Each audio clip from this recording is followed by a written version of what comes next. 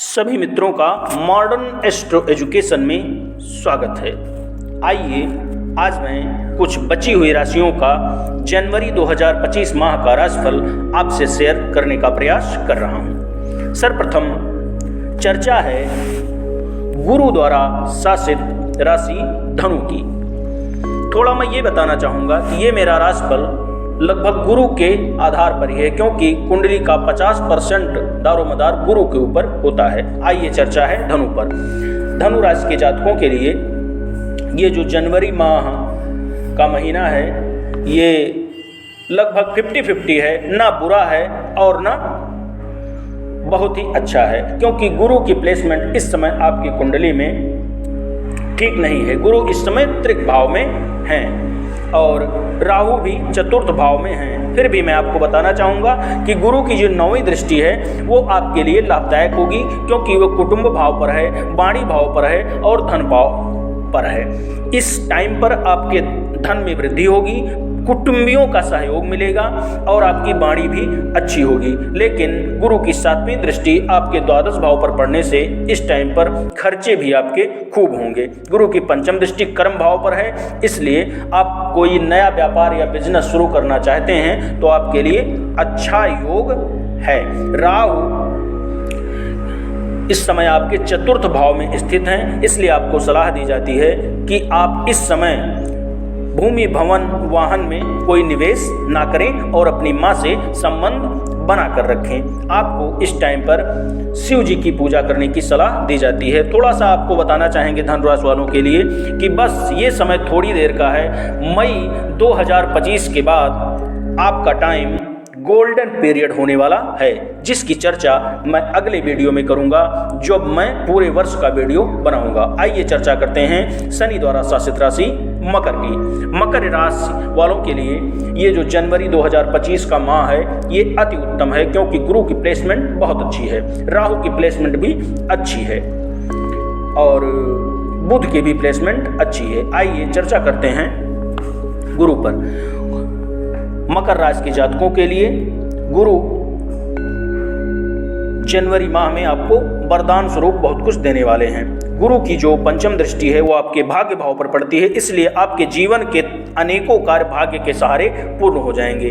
गुरु की 7वीं दृष्टि आपके एकादश भाव पर पड़ रही है, इसलिए इस टाइम पर आपकी इनकम में खूब बढ़ोतरी होगी और आप मई तक खूब इनकम करेंगे, ऐसा मुझे दिख रहा है। गुरु की 9वीं दृष्टि आपके लग्न पर पड़ रही है, इसलिए आपके व्यक्तित्व में निखार होगा, आप टैलेंटेड होंगे, आपको मान सम्मान मिलेगा, आपको प्रसिद्धि मिलेगी।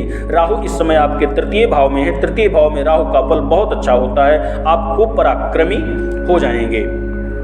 मंगल इस समय आपके 7वें भाव में है, इसलिए आपको बताना चाहेंगे कि मैरिज लाइफ में थोड़ा झगड़ा बवाल हो सकता है, तो थोड़ा प्रयास करें कि इसमें अंडरस्टैंडिंग बनी रहे। आइए पुनः चर्चा करते हैं कुंभ राशि की, जो कि शनि द्वारा शासित राशि है।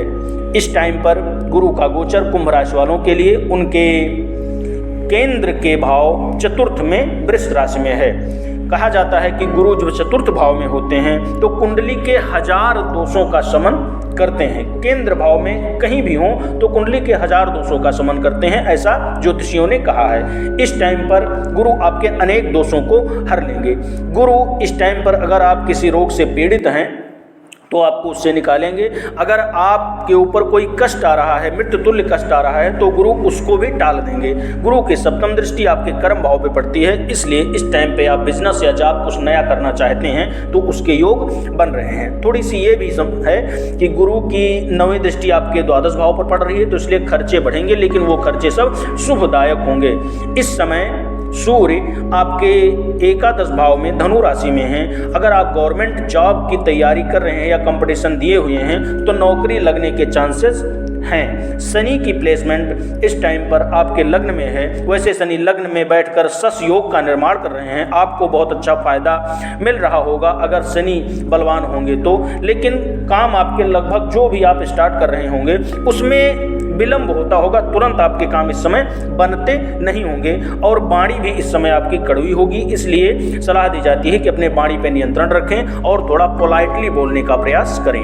आइए चर्चा करते हैं गुरु द्वारा शासित राशि मीन की। मीन राशि के जातकों के लिए जनवरी माह 2025